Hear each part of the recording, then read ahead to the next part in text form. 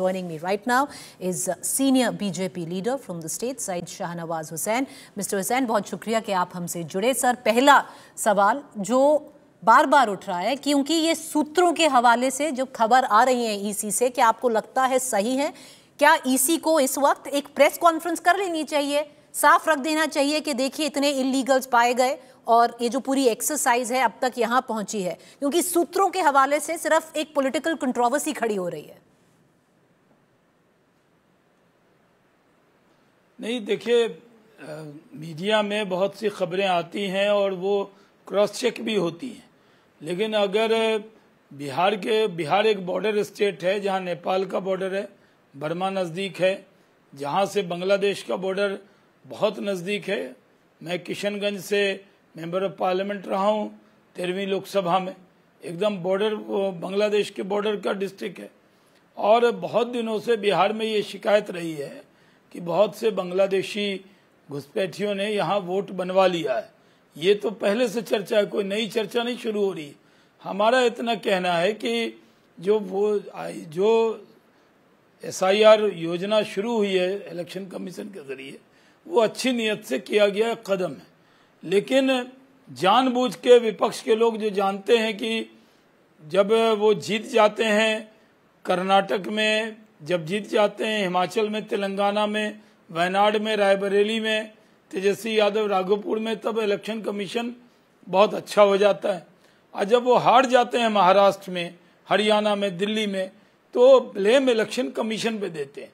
अब एक नया ट्रेंड इंडी अलायंस के लोगों ने शुरू किया है कि वो हार का ठीकरा अपने ऊपर नहीं लेते, अपनी कमियां नहीं देखते कि आपकी क्या वजह थी जो जनता नाराज है आपसे, वो नहीं देख के इलेक्शन कमीशन को ब्लेम करते हैं। महाराष्ट्र में कह रहे थे कि इलेक्शन कमीशन ने वोट जोड़ दिया, यहाँ कह रहे हैं इलेक्शन कमीशन वोट काट देगा। कैसे पता लग गया इनको कि वोट कटने वाला है? क्यों ये हंगामा बर्पा किया जा रहा है?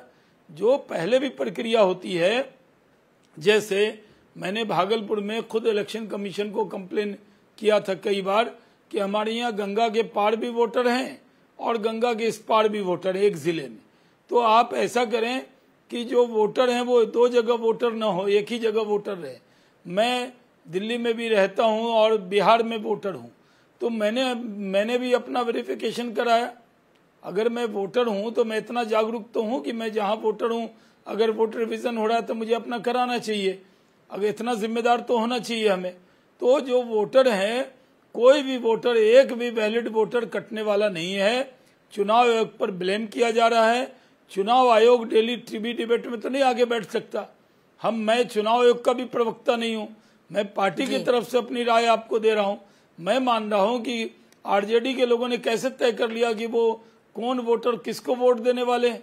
अरे हम तो सबका साथ, सबका विकास, सबके विश्वास वाले लोग हैं, हम सबके लिए काम कर रहे हैं। नीतीश कुमार यहाँ न्याय के साथ विकास कर रहे हैं, किसी को छोड़ के नहीं चल रहे हैं। तो जब हम अच्छा काम कर रहे हैं, बिहार में इतना प्रोग्रेस हो रहा है, डेवलपमेंट हो रहा है, इन्वेस्टमेंट हो रहा है, इंडस्ट्री लग रही है, डबल इंजन की सरकार है, लोकसभा में भी हम 40 में 30 सीट जीते हैं और इस बार भी हम 200 से ज्यादा सीट जीतने वाले हैं। पिछली बार चिराग पासवान अलग लड़े थे, वो मिलकर हम इकट्ठे होकर लड़ने वाले हैं। तो इनको पहले से खदशा हो रहा है कि ये जीतेंगे नहीं तो ब्लेम किसको दे, तो अभी से ब्लेम देने की तैयारी हो रही है। चुनाव हारने के बाद महाराष्ट्र में इलेक्शन कमीशन को ब्लेम दिया और चुनाव होने से पहले यहाँ बिहार में इलेक्शन कमीशन को ब्लेम कर रहे हैं। एक भी वोटर, मैं बिहार से भारत सरकार मंत्री रहा हूँ, बिहार में मंत्री रहा हूँ, 3 बार यहाँ सांसद रहा हूँ, एक भी मुस्लिम समाज से कोई व्यक्ति ने मुझे ये नहीं फोन किया कि मेरा वोट कट रहा है, किसी ने नहीं कहा। लेकिन आरजेडी के लोग उस पर हंगामा कर रहे हैं। और अगर किसी पत्रकार सवाल ये नहीं, सवाल ईसी की नियत पे नहीं है। पहला सवाल है कि जो सूत्रों के हवाले से इतनी सारी खबरें आ रही हैं, पहले कभी नहीं हुआ। ईसी को बाकायदा एक प्रेस कॉन्फ्रेंस करके सारे जो भी फैक्ट्स हैं सामने रख देने चाहिए ऑन रिकॉर्ड। पहली बात, हम इसके पहले मनोज झा जी से बात कर रहे थे आरजेडी, उन्होंने बोला है कि देखिए हमें कोई दिक्कत नहीं है, ये जो पूरी प्रतिक्रिया हो रही है, जो ईसी पूरा रोल रिविजन कर रही है, हमें इससे कोई दिक्कत नहीं है। हमें 3 पैमाने हैं जिसमें हमें प्रॉब्लम है, इसीलिए हम कोर्ट गए हैं। उनका पहला सवाल है कि 3 महीने में ये पूरी एक्सरसाइज नहीं हो पाएगी क्योंकि रिड्रेसल नहीं हो पाएगा। तो और वो भी मॉनसून के वक्त। उनकी सबसे बड़ी दिक्कत ये है। दूसरा, वो कह रहे हैं कि उनको कंसल्ट ही नहीं किया गया। कोई पार्टी, ईसी मल्टी पार्टी को कंसल्ट करती है, सारी पार्टीज जो इसमें इन्वॉल्व है उनको कंसल्ट ही नहीं किया गया, और ये पूरी प्रतिक्रिया उन्होंने शुरू कर दी। मुझे ताज्जुब है, मैं मैडम 6 बार लोकसभा का चुनाव लड़ा हूं और कई चुनाव मैंने लड़वाए हैं, मुझे तो कभी कंसल्ट नहीं किया गया। क्या वोट रिवीजन का जब वोट का काम होता है, जो इलेक्शन कमीशन वोटर को जोड़ता है या वोट ऐड करता है या वोटों को काटता है, जो लोग डेथ कर जाते हैं उनके वोट डिलीट होते हैं, तो क्या पार्टियों को इस पर ऑल पार्टी मीटिंग करता है? भाई ये नेचुरल प्रक्रिया है, ये होती रहती है। अभी भी जो वोट का वेरिफिकेशन रिवीजन हो रहा है, जी, उनका कहना है जो 18 साल के जो फैक्ट्स भी हैं कि 2003 के बाद ये पहली बार हो रहा है, ऐसा नहीं है कि ये पहले हुआ। 2003 की जब बात आती है तो ये पूरी प्रतिक्रिया बिहार में 6 से 8 महीने में हुई, तो हम कैसे कह सकते हैं कि ये 3 महीने में हो जाएगी। और एक और बात शाहनवाज जी बार बार उठ के आ रही है कि ईसी कह तो रही है कि 70% लोगों ने अपना फॉर्म दे दिया है। फॉर्म देना एक बात है, पर दस्तावेज देना, जो पूरे उसमें डॉक्यूमेंट्स देना, वो दूसरी बात है। वो अभी तक नहीं दिए गए हैं, सिर्फ फॉर्म भरे गए हैं। नहीं, फॉर्म भरे गए हैं, मैंने भी भर दिया है। मैं दिल्ली में था, मेरे यहाँ वो फॉर्म आया था, उन्होंने भेजा। आप जो लोग बाहर रहते हैं वो व्हाट्सएप भी करेंगे तो वो स्वीकार होगा। ये दे दिया गया है। इलेक्शन कमीशन की नीयत पर सवाल उठाने पर हमें एतराज है। इलेक्शन कमीशन संवैधानिक संस्था है, उस पर सवाल उठा रहे। मीडिया ने कहा कि ये सूत्र, तो उस पर देखिए किस तरह की भाषा बोली जा रही, यानी टारगेटेड, पूरी तरह से इनका पूरा अभियान टारगेटेड है। इलेक्शन कमीशन को, मीडिया को, अन्य लोगों को कहीं कोई दुश्वारी आने वाली नहीं है। मैं जिम्मेदारी से कह सकता हूं कि हम लोग भी चिंतित रहते हैं कि एक वोटर छूटे नहीं, और सबको अपना, कोई वोटर है तो पार्टियों को सहयोग करना चाहिए कि वो इसमें सहयोग दें। अगर किसी का नाजायज कोई वैलिड वोटर है, जेन्युइन वोटर है, जानबूझ के उसका वोट नहीं ऐड किया जा रहा है तो जरूर शिकायत करना चाहिए, लेकिन इस तरह की कोई बात नहीं है। लेकिन एक मनोज झा जी कह रहे थे कि नहीं, हम प्रक्रिया पर सवाल नहीं उठा रहे। ये लोग तो गए थे कि प्रक्रिया को रोक दिया जाए। सुप्रीम कोर्ट ने इसको रोकने से इनकार कर दिया, और जब इनकार कर दिया अगली सुनवाई है उनकी, और ये काम करने को सुप्रीम कोर्ट ने भी नहीं रोका है। जब सुप्रीम कोर्ट ने भी नहीं रोका है तो ये रोकना क्यों चाहते? ये कहना कि 3 में मानसून है, बिहार के अंदर तो अभी कहीं पे बाढ़ नहीं है। हमने तो कोई, अभी जैसे दिल्ली में बारिश हो रही है हल्की फुल्की, यहाँ भी हो रही है, लेकिन मानसून है, ये नहीं हो सकता, वो नहीं हो सकता, तरह तरह की कवायद शुरू कर देना। क्योंकि अभी एक दुष्प्रचार किया है, जिस तरह सिटीजनशिप अमेंडमेंट एक्ट में इन्हीं पार्टियों ने पूरे हिंदुस्तान में हंगामा किया, शाहीन बाग हर जिले में बनाया, कहा कि मुसलमानों की नागरिकता छीन ली जाएगी, जबकि सिटीजनशिप अमेंडमेंट एक्ट जो सीए था वो नागरिकता देने वाला था, जिसमें पाकिस्तान, बांग्लादेश, अफगानिस्तान से जो रिलीजियस माइनॉरिटीज के लोग हैं, जिनको मजहब के नाम पे सताया गया, वो भारत आएंगे तो नागरिकता देंगे। कितनी गलतफहमी पैदा की।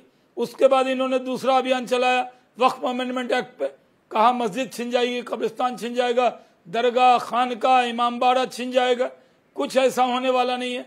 खुद हम लोगों ने कहा कि नहीं, मुतवल्ली हिंदू नहीं होगा, मुतवल्ली मुस्लिम ही होगा, और जो वक्फ यूजर है वो भी रजिस्टर्ड करा दे। तो कितनी गलतफहमी पैदा की। उसके लिए पटना में इस बारे में सिर्फ, अब पटना में जाकर जो दिक्कतें आ रही है शाहनवाज जी, वो बिहार में बहुत सारे हमारे जो रिपोर्टर्स भी हैं, जो बिहार के बोनाफाइड वोटर्स हैं, जिन्होंने 24 में भी वोट दिया, इस बार काफी लोग हैं जो कह रहे हैं दिक्कतें आ रही हैं। क्योंकि जब आप एक भारतीय नागरिक होने के वक्त, जब आप अपना एक नया वोटर आईडी बनाते हैं, अगर आप ईसी की वेबसाइट पे जाएं तो फॉर्म 6 के तहत सिर्फ आधार के तहत आपको एक वोटर आईडी आपका बन जाता है, नए वोटर आप एस्टैब्लिश हो जाते हैं। पर बिहार में आपको सिटीजनशिप का प्रूफ देना पड़ रहा है आधार के परे। तो बहुत सारे सवाल हैं जो आ रहे हैं इसमें। और 2003 में ये जो पूरी एक्सरसाइज हुई थी सिटीजनशिप की, वो 6 से 8 महीने लगे थे। तो इन चीजों पे, इन पैमानों पे सवाल किए जा रहे हैं शाहनवाज जी।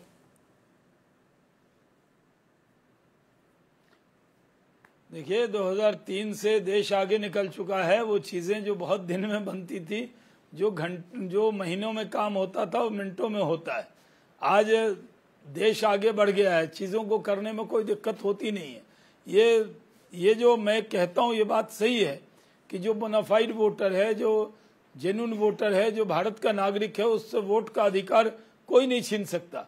इलेक्शन कमीशन वोट करवाने में वोट का अधिकार देने वाली संस्था है, वो छीनने वाली संस्था नहीं है। वो अच्छी नीयत से वोट का रिवीजन कर रहे हैं, वेरिफिकेशन कर रहे हैं।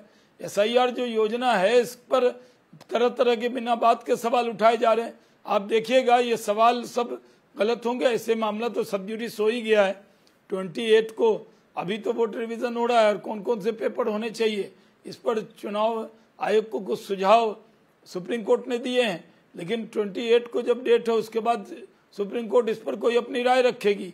और जो लोगों की परेशानी है उस परेशानी को चुनाव आयोग को बताना चाहिए, न कि इस पर हंगामा करना चाहिए, न कि इस पर आंदोलन करना चाहिए, न इस पर शक करना चाहिए।